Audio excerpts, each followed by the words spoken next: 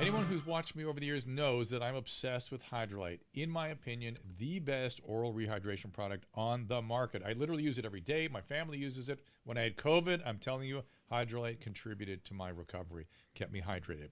Now, with things finally reopening back around the country, the potential exposure to the common cold is always around. And like always, Hydrolyte has got your back. Hydrolyte Plus Immunity, my new favorite, starts with their fast-absorbing electrolytes and adds a host of great ingredients. Plus, each single serving easy pour drink mix contains 1,000 milligrams of vitamin C, 300 milligrams of elderberry extract. Hydrolyte Plus Immunity comes in convenient, easy to pour sticks that rapidly dissolve in water, make a great tasting drink, has 75% less sugar than your typical sports drink. Uses all natural flavors, gluten-free, dairy-free, caffeine-free, non-GMO, and even vegan. Hydrolyte Plus Immunity is also now available in ready-to-drink bottles at the Walmart next to the pharmacy. Or as always, you can find it by visiting hydrolyte.com/Dr. Drew. Again, that is HYDRALYTE.com/DRDREW. Be sure to use the code Dr. Drew 25 for a special discount.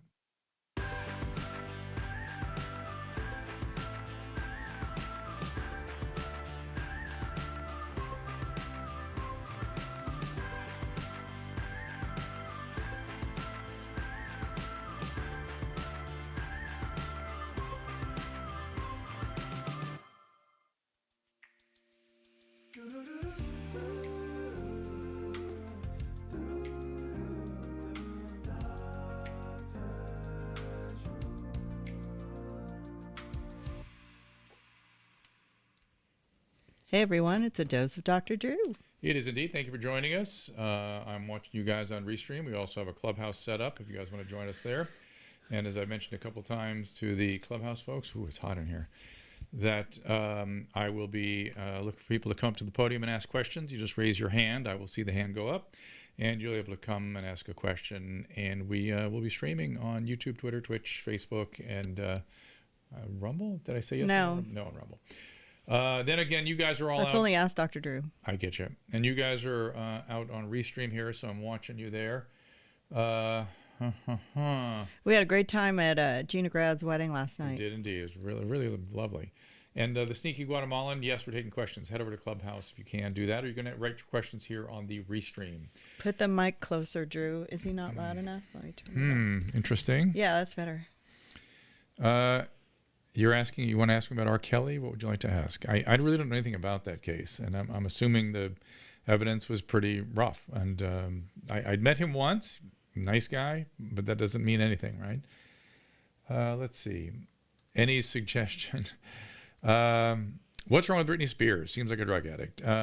Frank, she has been formally diagnosed as a bipolar patient. That was out in the press long, long ago. And people with severe bipolar can look very different. If you're not used to seeing an unstable or rapid cycling bipolar 1, it's probably not something you've ever been exposed to.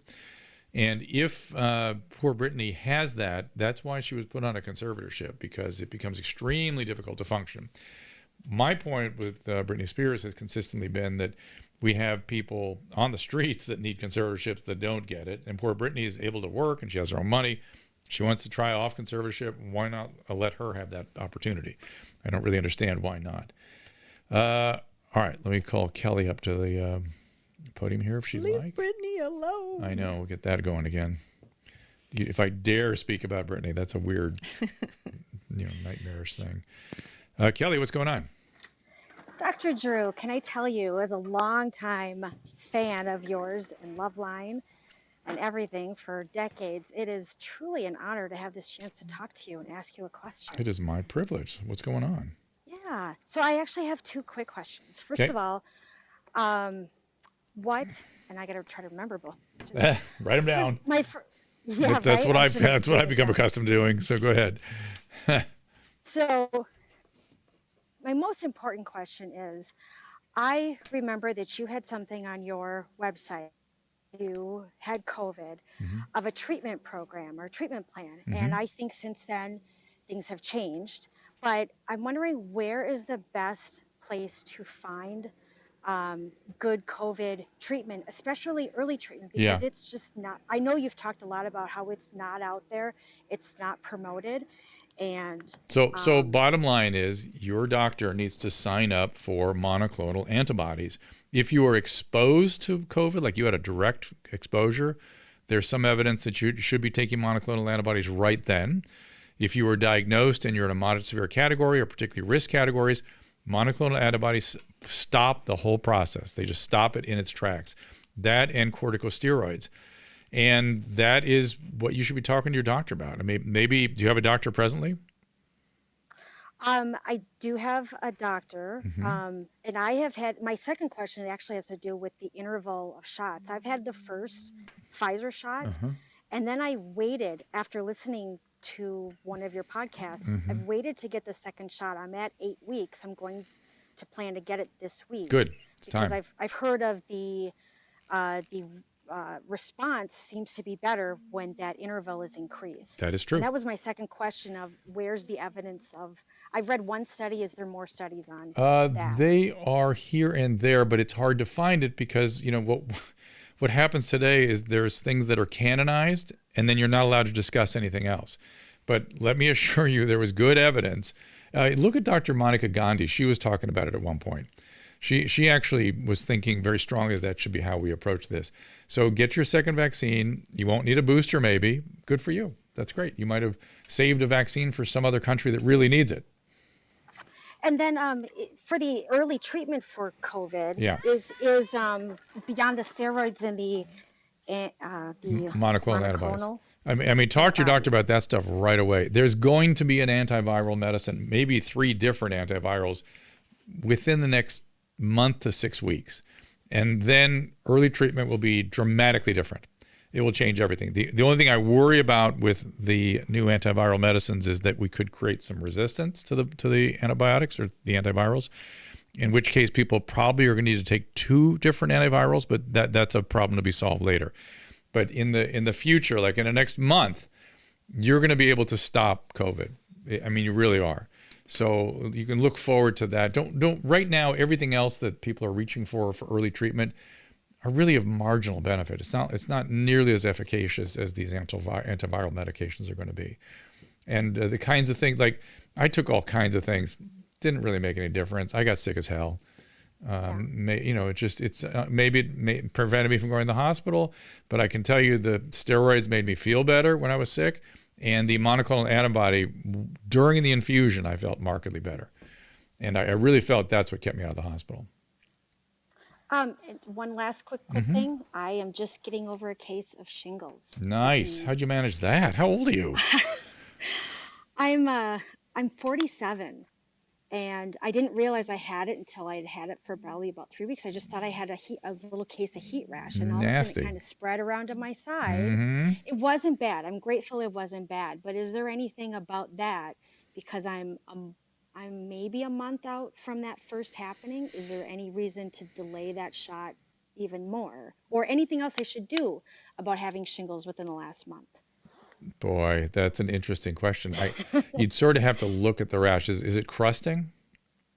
It's pretty much gone. Yeah. I still have some residual nerve some stuff. burning and stuff. So theoretically, you shouldn't have any problem with the vaccine, and get your flu vaccine too for that matter. Yes, I will. Somebody, if you had, I mean, there's a case to be made for giving you some more antiviral medicine, you know, to try to reduce the post-viral pain, you know, the post-herpetic neuralgia. But it sounds like that's pretty mild in your case, so I don't think you have anything to worry about. Yeah. Okay. Great. Thank you so much. Of course, I appreciate everything you do. Thanks, Dr. Okay. June. Thanks, Susan. Take care. Bye. That is Kelly. Thank you. Kelly. Armand wants to come up. Let's let Armand up here. Look at your guys' thread here. Thank you. There. Hey, what's going on? Hi, Armand, what's happening? Wow. I love the podcast you guys do. Your mom's house. Oh yeah, thank you. It's a lot of fun. Oh my gosh, I can imagine. They must be a bunch of characters, like off screen. Christine and Tom. So I'm going to be going down to Austin. Susan, when is that? Like 2 weeks? 3 weeks? The 15th. 15th. So I'm going down to Austin pretty soon to maybe reunite with Christina. We'll see. Stand by. I can't imagine you guys gonna like all move down to Austin and start like your own compound there. They're all doing that. I'm going to be a frequent visitor is what's going to happen. So they're all going down. They're all setting up a whole new life down there. They've had it with California, as so many people have. I literally been, but from what I see on the news and stuff, it's like California is going to be engulfed in flames eventually. So why don't you move down to Austin? Exactly. Point taken. Yeah, it's like you see a lot of cloud cover. So wait, man, when do you think the pandemic over? Do you think like crazy variants will come out and slow down everything, or? I hope not. That's the only thing that scares me, is that some terrible variant will show up that gets around the vaccine. But I think we're going to have antivirals, like I was telling. I blanked on her name now. I was just speaking to, can't remember her name, Kelly. It was only Kelly, I think. And once we get the antivirals going, this thing pretty much ends. Because then I think the way the CDC will sort of approach it, they'll still want everybody to get vaccinated, but then they'll be preparing everybody to get the infection. Like people, certain CDC advisors have actually already been saying, and I think the only way this ends is if we vaccinate as many as possible, and then 80% of the people get the natural infection, so we get the full immunity. The infection is mild because you've been vaccinated. And then if you add an antiviral to that mild infection, it's nothing. It's nothing you have to worry about. I think something like that is what's ahead for us. And that may be as soon as the spring. That'd be nice. Yeah, hopefully it all. Tell you it would be. Yeah, I hope it does. Yeah, me too. All right, man. Thanks for the question. Thank you. Have a good one. All right, man. You too. Kristen. Whoop. Hang on, Kristen. I'm going to get you up here. All right. What's going on, Kristen? Hi, Dr. Drew. Hi, Kristen Karpinski. How are you? Good. All right. So I have a question about opposition defiant disorder. Mm-hmm. Are you familiar? Oh, yeah. Familiar, sure. So that's kind of the most recent, tag that's been placed upon my 7-year-old. Mm-hmm.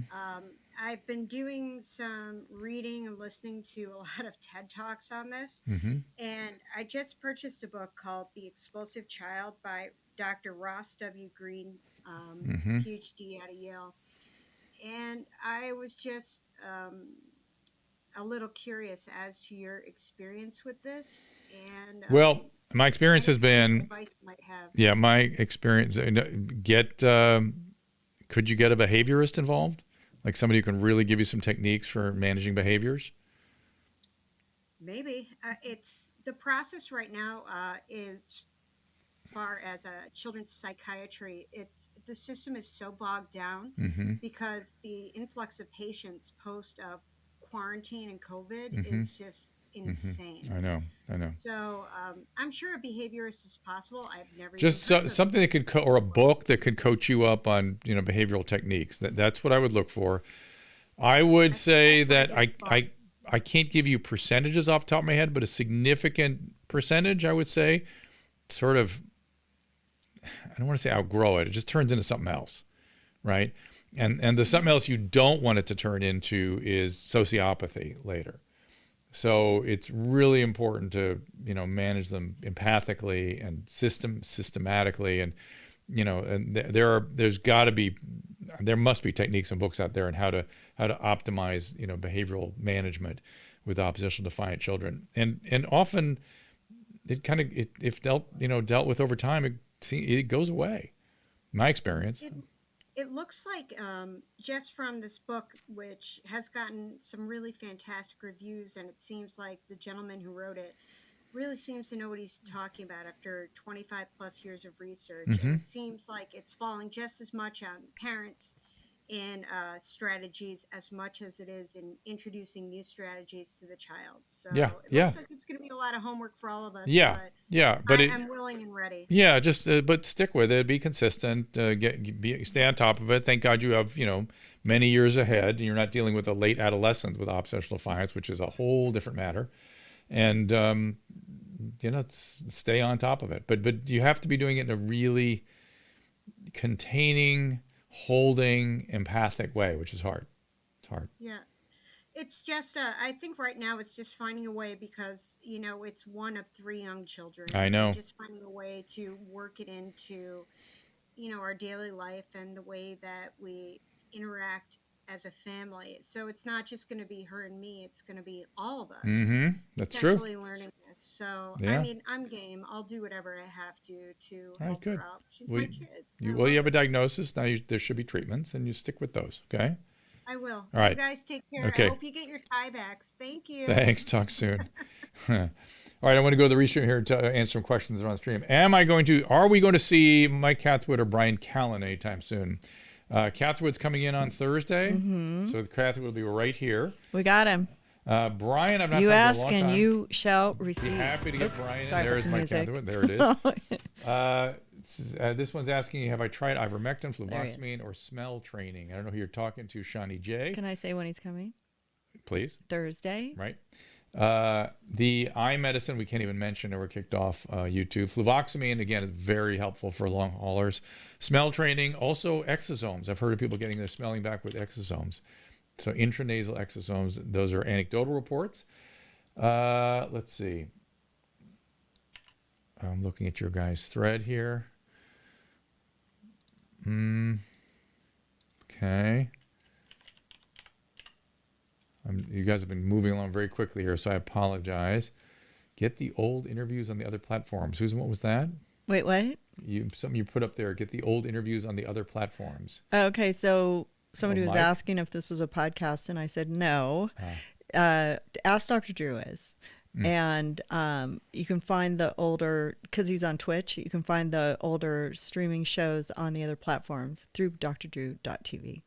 So YouTube, Facebook, and Twitter. Twitter's kind of hard to navigate now because it's not Periscope anymore. Whoa, Leopold, what's going on, man? Oh God, he's always got some weird background stuff going on. I'm going to put you back. Your microphone is impossible. You sound like that. Put you back in the audience, so we're unable to hear anything. Let me get Pam up here. Thank you all for your questions here. Appreciate it. Again, if you come up to the podium, you're streaming out on Twitch, Twitter, YouTube, Facebook, and Periscope. Or no, Pam, what's going on? Hi, Dr. Drew. Thanks so much for taking my call. You betcha. So the previous caller was talking about oppositional defiance in children. So if left untreated, how does that manifest in an adult? What are some of the behaviors you would see? Again, you're talking to somebody. I'm an addictionologist, not a psychiatrist, not a psychologist. I'm an internist addictionologist, so this is way outside of my area of expertise. But I have dealt with, in the addiction setting, many, many people with these sorts of personality disorders. And you can get sort of an oppositional defiant disorder in adulthood. People have oppositional defiance, but usually it morphs into a narcissistic disorder, in my experience, typically sociopaths, manipulative, angry. Sorry. So sociopathy, let's look it up. Does ODD become sociopathy? See what the incidence of that is. Oppositional defiance disorder in relation to sociopathy, psychopathic traits and aggression. Let's see if I can get it on my computer. The results suggest that these symptoms have a negative effect on the relationship. ADHD has a negative effect on the relationship of oppositional defiance symptoms and markers of antisociality amongst children receiving acute psychiatric care. So they're saying if you have oppositional defiance and ADHD, you might get more likely to get an oppositional defiance, a sociopathic condition. Let's see if there's anything else here.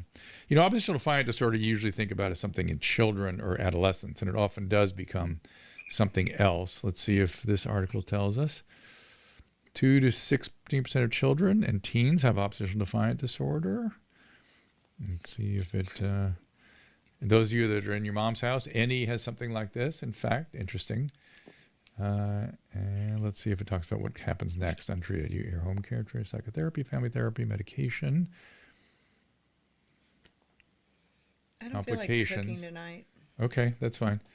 Trouble controlling alcohol, drug problems are common with OD. That's true. Doing poorly at school. Antisocial behavior, so antisocial personality.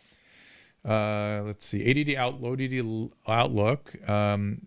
If your child shows ODD, it's important that you seek care. Without treatment, children may face rejection by classmates and peers because of their behavior problems, lack of social skills. A child with ODD has a greater chance of developing a more serious behavioral disturbance called conduct disorder, which is associated with criminality. So that sort of goes to more criminal behavior. So there you go. So if untreated, you can get to real serious stuff. Good to know. Yeah. Okay. Yeah, I appreciate that. Right. The reason why I ask is because I raised a child in the 80s. And so there was, the psychologist mentioned oppositional defiant disorder, but said, well, in my, professional opinion, he's a brat. Okay. That's good. Did that like help that. you at all? Did that help No, you? it didn't. Yeah. I was a single mom, and so there was no treatment or anything like that. And so now as an adult, he's now just, he's a traveler. He can't hold down long-term relationships. He's very abusive and explosive and blaming. And I'm like, all right, where do we go now? Right. There's alcohol and all of that involved. Right. This is sort of the sociopathic, narcissistic spectrum, which is what when I would get them, that's how they would be. Yeah. If you can get him into recovery from his alcohol, that they do have to work on those personality issues to get better from the alcohol, and that's when you do see it get better. So in a weird way, having a substance problem is a blessing. It's just dangerous. Right. Okay. Right. Thank you, Dr. Drew. I appreciate it. All right, Pam. Good Good luck. luck. Sorry. See, when you're glib with mental health issue or just make it a parenting problem, it's just it hurts people. Well, we had a problem. Douglas had a arachnoid cyst, and the doctor told me I had a willful child, so I had to read a book, and it didn't. Well, that's right. He almost had a brain hemorrhage. Right diagnosis for the right treatment. When your kid is in the 100th percentile in head size, get a brain scan. And Shawnee J, monoclonal antibodies does not interfere with natural immunity at all. That is very clear. Leopold, go ahead. Hey, Dr. Drew. There you are. And how you doing, Susan? So quick question. So, the boosters are all the rave right now, and I had Pfizer, both shots, and of course a really bad case of COVID, and I'm still suffering long COVID. So I have, full-blown diabetes now and full-blown atrial fib and a lot of joint problems. And so I'm still suffering some long COVID symptoms. So what are the pros and cons as far as you would see it for someone actually getting a booster? I mean, what are the actual pros and cons in this case? Because, I'm sure I have, a wide, robust immunity, natural immunity. Plus, I got the Pfizer, which I'm not sure what additive effect that would actually have on the natural immunity. Exactly. And then on top of it, to get actually a booster on top of this, yes. What would be your thoughts on that? The thoughts are nobody knows, right? They haven't studied that particularly, of course. Right. But what I would do if I were you, I would get a immune score and get an additive score. I'd look at what it is, see where I am now. I'm getting another one Wednesday. Yeah, I got an additive score way back when, right after my bout with the disease. So, and I remember, I think we compared our numbers, and you had an enviable score. It was much higher than. But yours wasn't bad, but it wasn't much higher. I remember you had like 60% neutralizing antibodies or something. Yeah, that's true. And it seems like 60% is a good number, but if that were to fall. Right. And I were you, I'm sure you have sort of PTSD like I do. Like, I don't want this thing again, right? No way. Yeah. I do not want it. Right. Willing to do anything. Right. And that anything for me, if my neutralizing antibodies had fallen, I would go get that vaccine. But, So, with all the morphing and all the variants, all the gene mutations, how is it that the Pfizer dosage, which was basically extensively made with the original virus in mind, and the spike protein has been modified so significantly in these variants, how is it that the Pfizer immunity is really seeing that modified spike protein?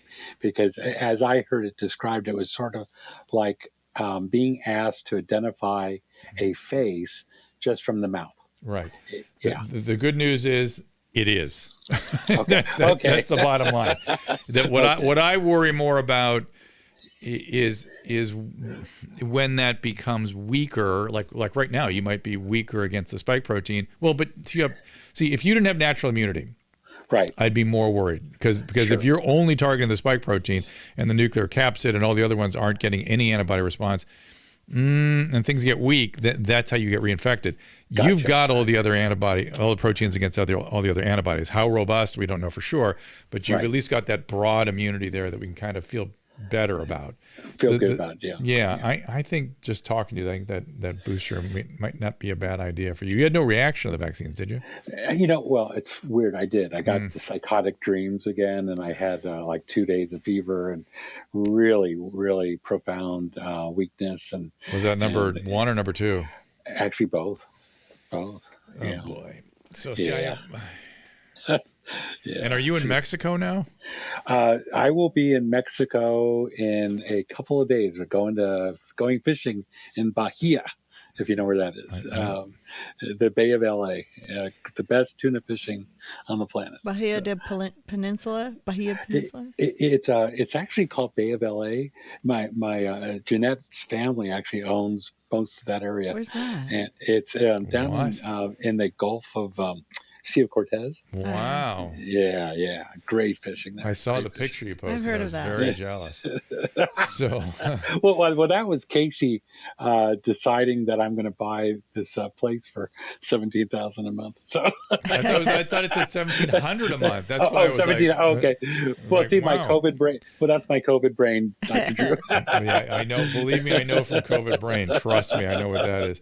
But I will tell you. So here you are traveling. So I'd like you to be fully covered, but I don't want you to get sick with a booster reaction down in Mexico.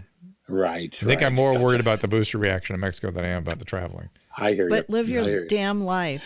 Right. Well, Susan's really changed. Well, since France, look, she's come on. Well, I want to see her do that. You know, when you go crazy and you get the big screen on the YouTube. We need to have it for Susan too. Right?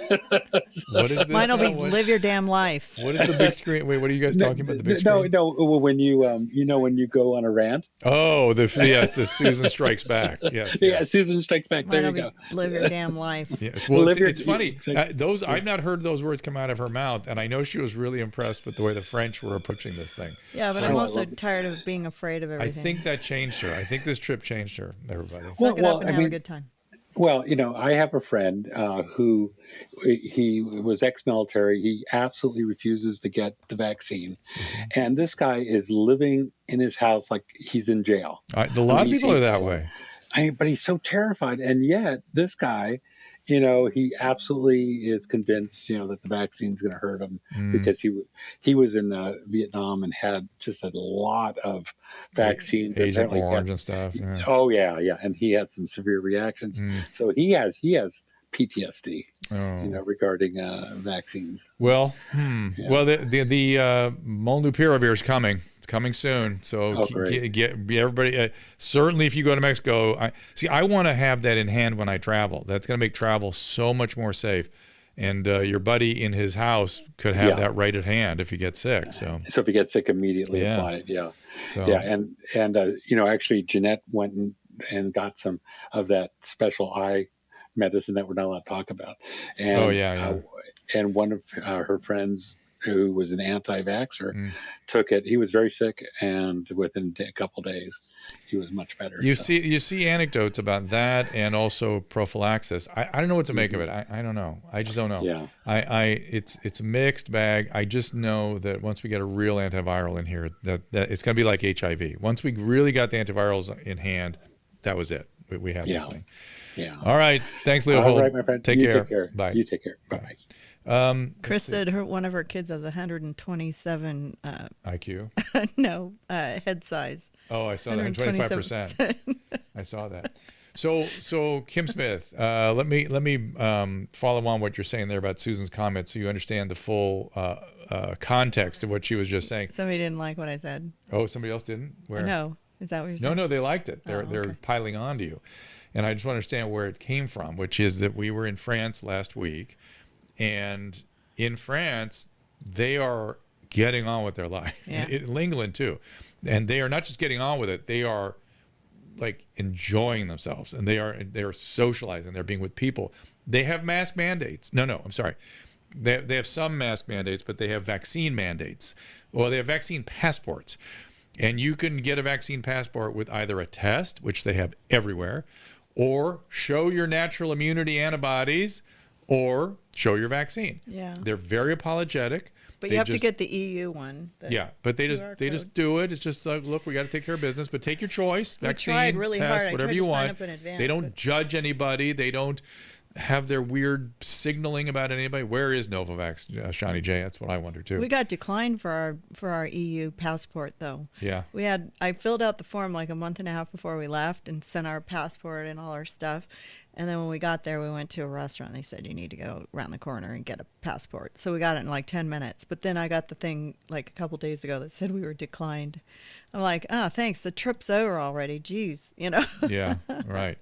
Well, we were organized well. We got it anyway. Yeah, we fell into it by accident. Yeah, Angry Bear passports are dystopian, but mostly what's dystopian about it in this country is the way they're doing it with the weird authoritarian signaling. You're killing people if you're not, and if you don't have the vaccine, if you're in an out group, you shouldn't be. Think about this craziness. If you've not had the vaccine, there are people talking about not allowing you to get medical care or advocating that you not get medical care because you're not smart. And so my thing is, to follow your logic, if that's your logic, the people that don't make a smart choice and have a medical problem as a result shouldn't get care. We can't treat suicidal patients. Right. We cannot treat drug addicts. We cannot treat alcoholics. We cannot treat people that ride a motorcycle. We cannot treat people that engage in extreme sports. In fact, frickin' Steve-O is not going to be able to get a hospital bed anywhere because he does dumb shit. Right. People who don't wear their seatbelts don't get a hospital bed. I mean, this logic is a kind of insanity I've never seen before. It's really insane. And look, we may agree, disagree, whatever, and we should try to persuade and get people to do what the right thing is to do. They had like ways to get, if you didn't have a vaccine, you just get a COVID test before you had to go in a restaurant, and then in 10 minutes you'd have it. You're talking about France. Yeah. Yeah, and like there were little tents everywhere. Everywhere you could get. You didn't have to get the vaccine. You Most just had of the young people. You just had to participate in the monitoring. Either prove your natural immunity, or get the test, or get the vaccine.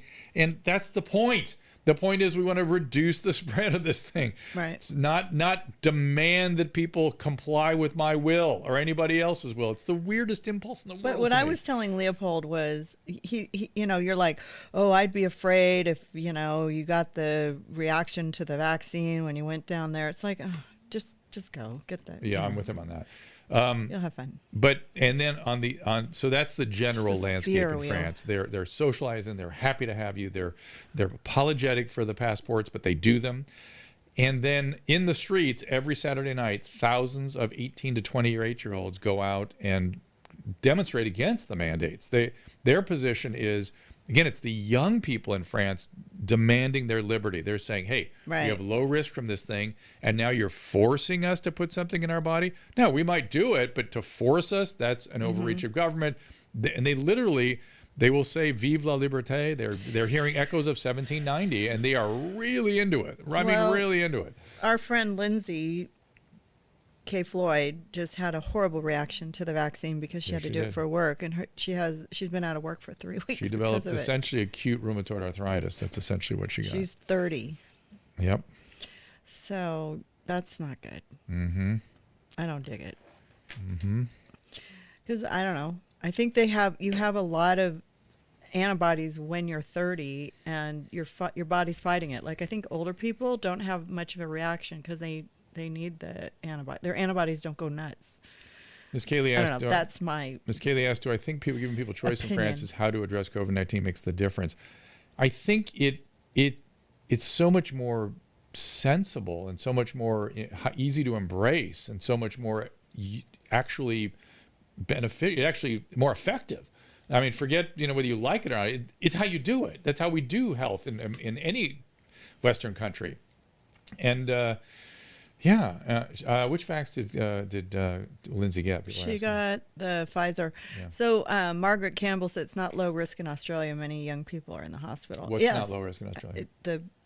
It is low. It is low risk relative from the standpoint. You're still believing the press, everybody. Do not believe the press. If you are above 65 years of age, it's a much more serious thing. If you're above 80 years of thing, it's a very serious thing. If you are under the age of 25, very unusual, need hospitalization. Very unusual. Maybe a little more with Delta, still very unusual. I don't think it's going to get as bad as it was at the beginning. What's that? People dying and stuff. So. Well, it's already, if you look at let me show you the CDC data from today. I mean, this is that last blip there that's going down fast. The one over here, over here rather. That is where we are now in the United States. It's crashing in terms of the incidence of this thing. It's not because we're getting better with the vaccine. This virus just does what it does. Hopefully we're doing some good with the vaccine. We're getting somewhat better with it, but we're not having massive distribution. I have a feeling we're going to get the antivirals before we get vaccine therapies up where it should be, because we've done such a poor job of persuading vaccine-resistant individuals. We've done a terrible job, a really terrible job. Higher chance of getting myocarditis for a young male from vaccine versus being hospitalized. Yeah, I wouldn't say higher, Shawnee, but there is a concern about myocarditis for young males, and I don't know that myocarditis is more than the hospitalization risk. I don't know that to be true. 14-year-old girl in Italy died after the vaccine. Listen, this vaccine has bad reactions. COVID is worse by a long shot, bottom line. If you're at certain age groups. When you're younger, it becomes a more challenging risk-reward analysis. I think I always say, look, if you don't worry about yourself, to these young people in France, I would say, okay, you're not worried about yourself, it's low risk to you, but we've got to reduce the replication of this virus. We've got to keep it from replicating so new variants don't develop. And if you care about the rest of us, how about stepping up and taking the vaccine on behalf of everyone else and doing what's right? That's just something I feel kind of strongly about. And, what people do with that is really, unfortunately, up to them. I hope they make good choices. And if they don't make good choices, I hope they do okay if they get sick. It's a nasty thing. And they do get monoclonal antibodies. If you don't get monoclonal antibodies and you have a moderate to severe case, it can get very bad very fast. Yes, Eric Staten says, people politicizing has made it worse. Yes, the politicizing, and it's primarily in this country. That is a function of this country. You go to France, none of that. None. Zero. Just COVID response. And again, apologetic. We got to all do this. So there you go. Explain more on antiviral for COVID. Antivirals coming will stop the replication. Diane, that is exactly correct. It stops the, it's a polymerase inhibitor, if I remember right. Or no, it's the polymerase inhibitor. It prevents the virus from replicating, bottom line. So immediately the virus just stops replicating. It's a very effective vaccine. It's an old HIV vaccine that has shown to be very effective against COVID. The studies are actively underway. They are already distributing it in Vietnam. It's so good, they're not waiting. They're actually distributing it in little care packages all over the country to get people to have it in hand if they get sick. Regeneron may reduce the immune response, specifically not conduct these possible risks. Jack Sell, but I will tell you, clinically, there's zero evidence of that. It's not as though we're seeing people not have good. I had the monoclonal antibodies. I had a massive immune response, and I've been following it for 9 months. How long has it been? January, February. Where are we? 10 months. I've had a massive immune response, and I got monoclonal antibodies. Oy vey, what? 10 months. Has it been that long? But doesn't everybody need to get another vaccine like after a year or something? Right now, right now it's 6 months for Pfizer. We don't know. Well, I know for the booster for Pfizer, but what are you asking? But how about everybody else? Like do we have to do this every year, like the flu shot? Regeneron is not very expensive. It is already paid for by the government, Hanging Chad. It's already purchased by the government. You get it for free. Say that again, Susan, is what? Don't we all have to get another vaccine in a year after we've had it? Maybe. We don't know yet. We don't know. All we know is that Johnson & Johnson may have a better response if you take a second vaccine after 2 months. That's all we know. That Pfizer is better if you take a booster after 6 months if you're over the age of 65. Moderna looks pretty good, such as it is. Really? That's good. Okay, let's just try to get some questions up here. And then we're going to wrap up in just a few minutes. I'm a little over COVID talk. Yeah, me too. Jocelyn. Oh, she's not up there yet. She fell asleep. Thank you, Susan. There we are. There's Jocelyn. Hey, what's going on? Hi. So, you could ask any medical question. I came in late, so I'm Please, just not sure. go right ahead. Okay, so since 2017, the story of the diplomats who were, it's known as Havana syndrome. Mm-hmm. They complain of dizziness, nausea, severe headaches. They heard a particular sound, and so it was later found that it was an energy weapon, something within the radio frequency range that injured the diplomats. And so here we have adults, smart adults, who came forward, and they won't believe all sorts of theories circulated that perhaps they were suffering from mass hysteria. Mm-hmm. This seems to be a common thread in the medical profession. How do you think we could avoid this in the future, where we do everything possible to prove people right rather than wrong? Thank you. If you remember, what was the seizures, or I forget exactly what it was upstate New York, 5 girls presented with these bizarre behaviors and movements and seizures. It turned out to be mass hysteria, categorically mass hysteria. Mass hysteria happens a lot. It's a very common phenomenon. Now, doctors should not go to mass hysteria until they've ruled out everything else. And if you look at the reporting we did on back then in those days, we talked to what's the famous lawyer's name, Aaron Brockovich, about fracking and what it was doing and what chemicals they might have been exposed to. We considered everything. It turned out to be mass hysteria. So I would say the one thing in your question that I would support most strongly is physicians should never assume something is not medical or biological until they categorically rule it out. But once they have categorically ruled it out, they have ruled it out. Could it be there are syndromes that are never get fully characterized, that are sort of a neurological basis, neurological origin particularly? People could get into one of those categories, these unexplained medical illnesses. But if it was a group with the exact same syndrome, then you have to consider mass hysteria. Then you have to. Not to say that they couldn't have all been the target of some sort of neurological attack. It's certainly possible. But again, I've spent a lot of my career running around a psychiatric hospital doing medical evaluations on psychiatric patients. And I can tell you that about 30% of the time, there was a medical problem causing the psychiatric syndrome, so-called, or contributing to the psychiatric syndrome, or in a sense caused by the treatment or something about some ancillary process in the psychiatric care.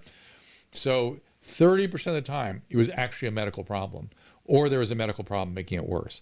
So I'm very sensitive to what you're saying. I think that's very important that you continue to look for explanations. You don't just assume it's an hysteria. Although I must tell you, there's a lot of hysteria in this country today, a lot.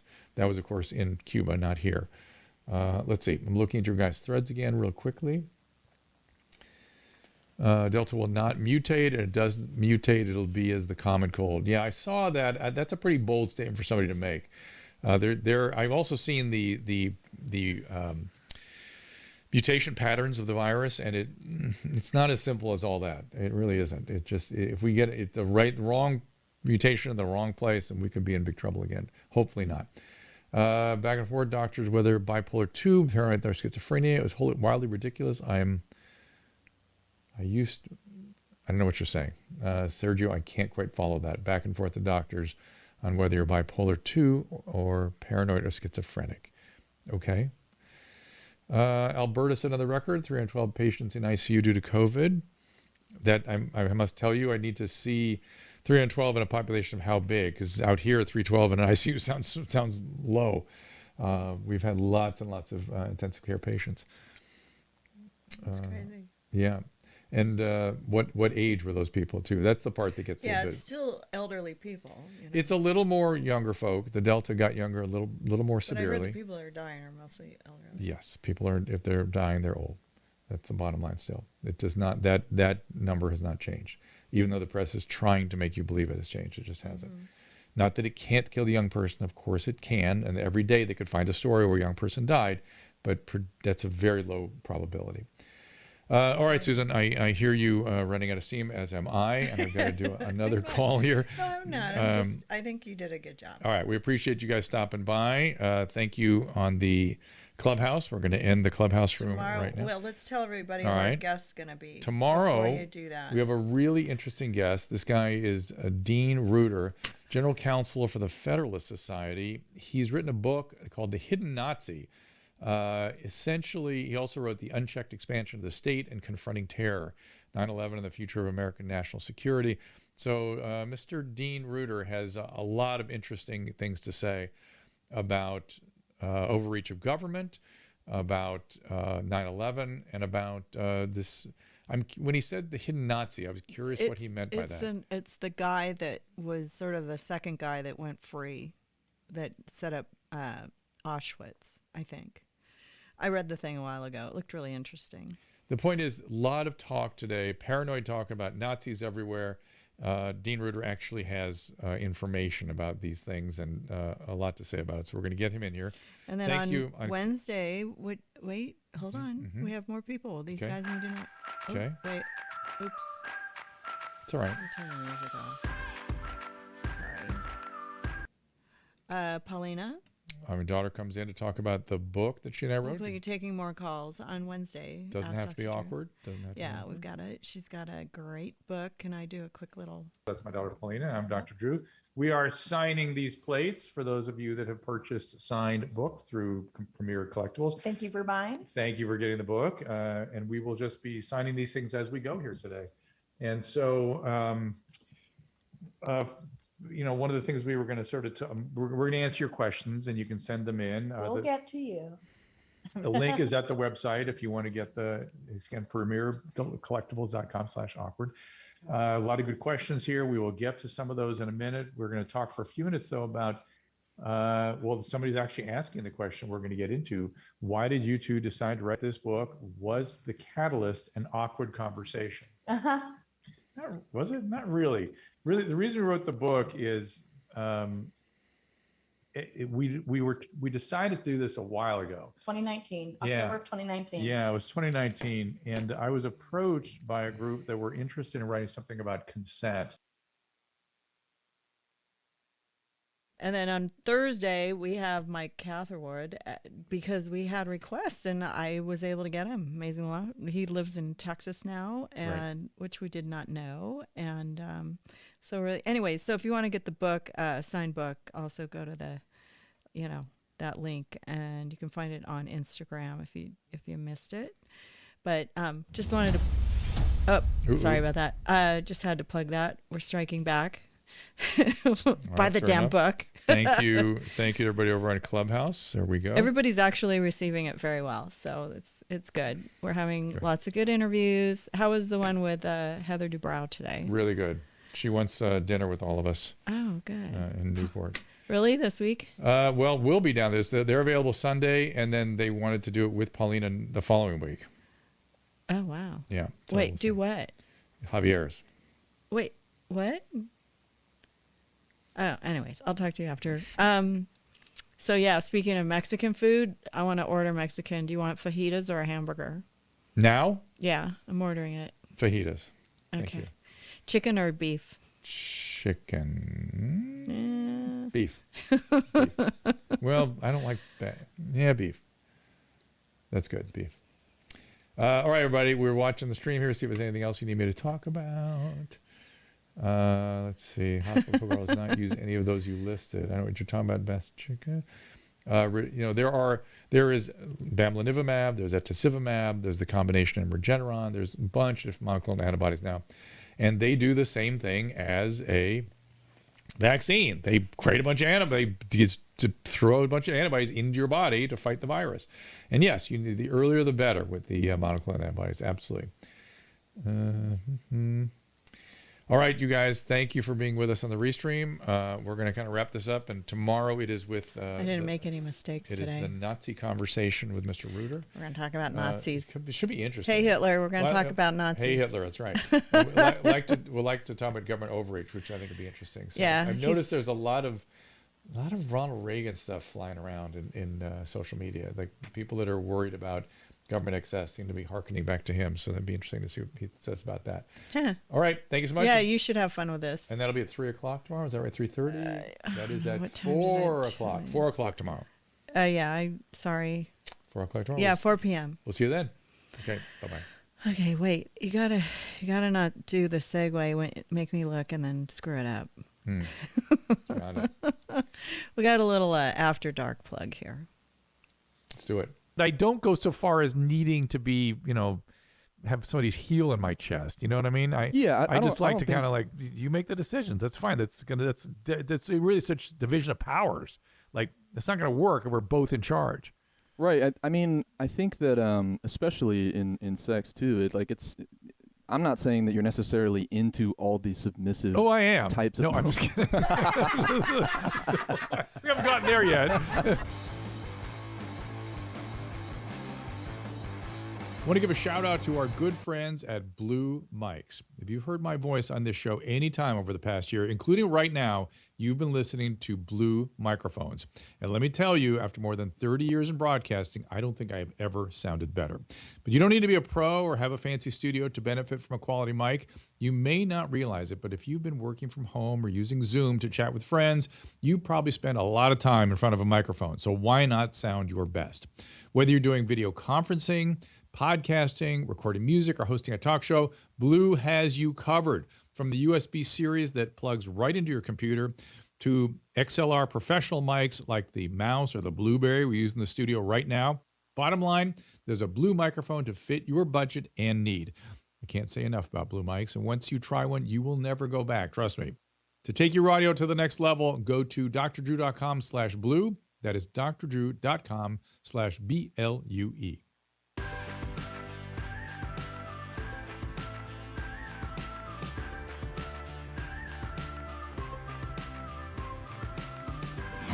This dose of Dr. Drew is produced by Susan Pinsky, and a reminder, the discussions here are not a substitute for medical care, diagnosis, or treatment. The show is intended for educational and informational purposes only.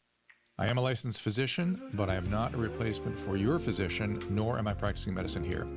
Always remember that our understanding of medicine and science is constantly evolving. Though my opinion is based on the information that is available to me today, some of the contents of this show could be outdated in the future. Be sure to check with trusted resources in case any of the information has